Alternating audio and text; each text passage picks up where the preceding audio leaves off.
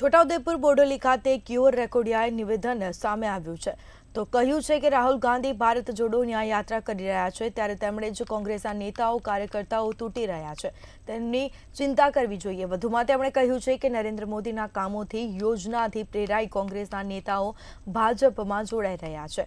તો આદિવાસી ક્ષેત્રમાં રાહુલ ગાંધી પસાર થવાના છે પણ કેટલાક વિસ્તાર તેમને છોડી દીધા છે।